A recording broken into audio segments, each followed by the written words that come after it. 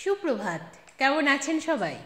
আমি অনন্যা, অনন্যার ব্লগসের আরও একটি ঝা চকচকে নতুন ব্লগে আপনাদের সকলকে জানাই অনেক অনেক অনেক স্বাগত।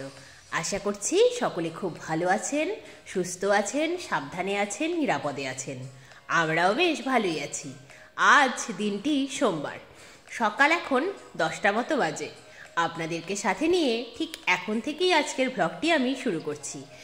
আজ সকালে ঘুম থেকে উঠতে 8:30 মতো বেজে গিয়েছিল। উঠেই দেখলাম মায়ের বাসি কাজ কিছুটা কমপ্লিট হলেও পুরোটা হয়নি। সেই জন্যই ব্রাশ করে ফ্রেশ হয়ে মায়ের হাতে হাতে যে অসম্পূর্ণ কাজটুকু ছিল সেটুকুকে সম্পূর্ণ করে ফেললাম। তারপর যথারীতি আরও একবার ফ্রেশ হয়ে চলে এলাম। তারপর বানিয়ে ফেললাম সকালবেলাকার চা।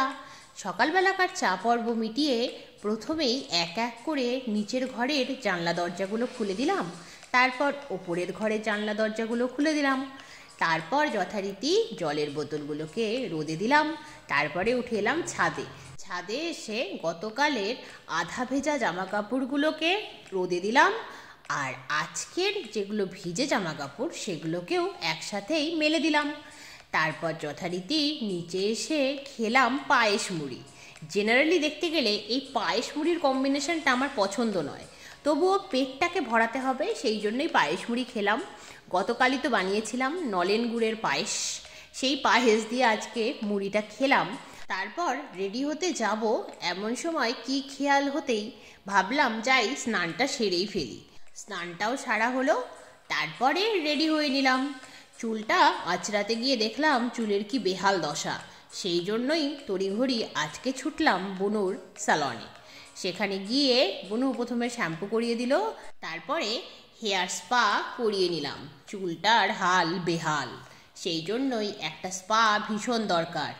জীবনে তো কিছুই নেই, চুলটাকে অন্তত ভালো রাখি, সেই জন্যই স্পা করানো আর কি।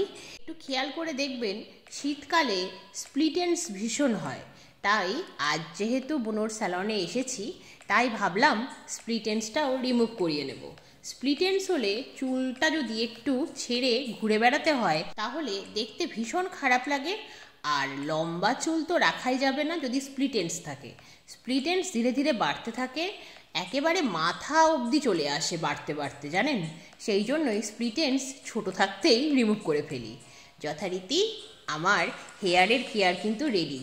দেখুন চুলটা এখন দেখে মনে হচ্ছে না অনেকটা প্রাণ ফিরে পেয়েছে, সুস্থ হয়ে গেছে। তারপর বুনু বলল চল সামনেটা একটু ছোট করে দিই, যখন চুলটা ছাড়বি বা সরস্বতী পুজোয় চুল ছেড়ে ঘুরবি ছোট ছোট চুল সামনে থাকলে দেখতে ভালো লাগবে। আমি বললাম ভালো যদি লাগে তাহলে করেই দে। যথারীতি বুনু সামনের চুল একটু কেটে ছোট করে দিল। তারপর বুনুর স্যালন থেকে বেরোলাম, টোটোতে চড়লাম, বাড়ি ফিরে এলাম। বাড়িতে এসে দেখছি মা সবে স্নান সেরে এসেছে, তাই মায়ের জামা কাপড়গুলো মেলে দিলাম এক এক করে ছাদে। আজ সকালের দিকটাতে রোদ থাকলেও যত বেলা বেড়েছে রোদের তাপ কমতে কমতে এখন আর প্রায় নেই বললেই চলে। তবুও ছাদেই দিলাম, কারণ সন্ধে হয়ে যায়নি, আর জামা কাপড় থেকে জল ঝরারও তো একটা ব্যাপার আছে। সিঁড়িঘরের ভেতরের দড়িতে মেলতেই পারতাম, কিন্তু টপ টপ করে সিঁড়িতে জল পড়তো, সেই জন্যই ছাদে দিয়েছিলাম। আমি ছাদে জামা কাপড়গুলো মেললাম, মা ততক্ষণে পুজো সারলো। তারপর মা মেয়েতে মিলে লাঞ্চটা সেরে ফেললাম। লাঞ্চ সারতে সারতে আজকে 4:45 বেজে গিয়েছিল, তাই লাঞ্চটা সারার পরেই যথারীতি তাড়াহুড়ো করে ছাদে এলাম। ছাদে এসে দেখছি বেলা আর বেশি বাকি নেই, একটু পরেই ঝুপ করে সন্ধে নামবে, তাই অগত্যা জামা কাপড়গুলো এক এক করে তুলে সব মেলে দিলাম সিঁড়িঘরের ভেতরে থাকা দড়িতে। তারপর ধীরে ধীরে সন্ধে নামলো। তাহলে আজকের মতো এই পর্যন্তই, আবার দেখা হবে আপনাদের সাথে খুব শিগগিরই অন্য একটি নতুন ব্লগে। ততক্ষণ সবাই খুব ভালো থাকবেন। আজকের ব্লগটি কেমন লাগলো জানাবেন, ভালো লাগলে একটি লাইক করে দেবেন, চ্যানেলে নতুন হলে চ্যানেলটিকে সাবস্ক্রাইব করে আমার বন্ধু হয়ে যাবেন। টাটা।